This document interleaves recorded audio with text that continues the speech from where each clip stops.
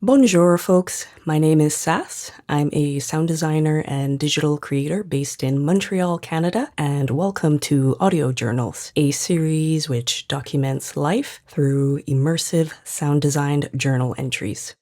In the first two journal entries, I talked about my 20-plus year immigration journey from Barbados to Canada, and in last week's episode specifically, episode 2, I talked about my arrival in Toronto and what prompted me to move from Toronto to Montreal, and some of the film experiences that I've had so far that have made Montreal a highlight of my 6 years so far here in Canada. Those first two journal entries were kind of heavy, so I wanted to lighten the topic today and have some small talk. So let's talk about the weather. Whenever I first encounter a Canadian and I tell them where I'm from, depending on what time of the year I'm encountering them, they'll ask me, "Have you experienced your first winter yet?" Or I've outright gotten the question, "Why would you move here?" And it's usually asked sometime between January and March in the depths of winter. Which, I have to say, it's a fair question. And I know for most people, when they think of Barbados, they're thinking island life. And yes, there are some benefits to island life. The sun, the sea, the sand, it's all beautiful. I, like many immigrants, chose to leave because I wanted opportunities.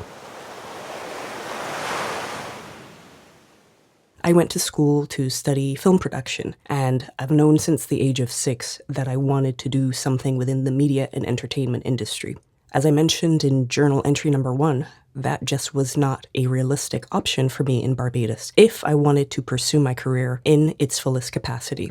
That is the situation you can face coming from a small island.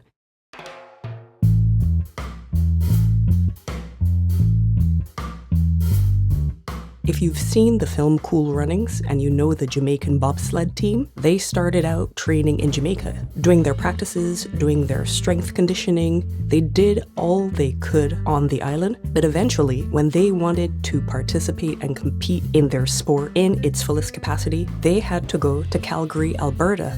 They had to go where there was snow. As someone who knew that I wanted to work within the entertainment industry and I wanted to experience the industry in its fullest capacity, I knew I had to go where there was an industry. Weather was the least of my concerns because I can adapt to weather. Adaptability is a skill I know I would not have honed had I remained in Barbados. I feel like the adaptability that you gain from having to change your clothing, change your way of moving depending on the weather, that has impacted me in how I move through life in general. I am more intentional about how I'm adapting to change and making changes internally and externally. And I've really grown to embrace the metaphor of life that having 4 distinct seasons provides. When I was living in Barbados, every single day looked the same, and I didn't like that metaphor of monotony. Every day is just a routine, and it takes something extreme, like a literal or figurative storm, to make you become aware of your surroundings. When you have that routine, you drive the same route to work every day. The weather is the same every day. There's nothing in your external environment to prompt you to change. And so you have to have the self-motivation, the self-awareness, and the self-knowledge that you need to change and you need to intentionally evolve. And that was what I wanted in coming to Canada. I think moving abroad forces you to become hyper-aware of your environment, because as you're making the adjustment to your city, your neighborhood, your surroundings, I find, for me at least, I've maintained that hyper-awareness in that I'm more present in my environment.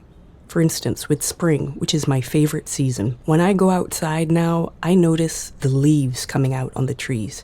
I notice the first buds of the first flowers. I notice when the birds come back. I notice the rhythm of nature.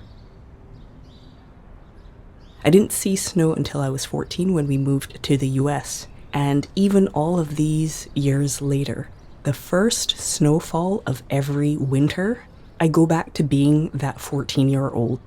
I've come to just have a sense of awe for Mother Nature, for my environment, for just the way life, the society, the city, people just keep going on. And I really hope that I never lose that sense of awe.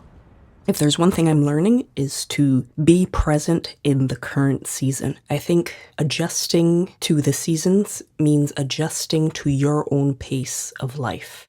My dad always used to say, "This too shall pass." And I feel like I now appreciate that quote more than ever, because you have to make the most of each season, whether you classify it as good or bad, because each season is there to teach us something. Each season is there for something to grow, something to die. Nothing lasts forever, so just savor every moment of every season of your life. That is the journal entry for today. I thank you for listening, especially if you're a repeat listener. I hope you tune in next week, and I will catch you later. TTYL.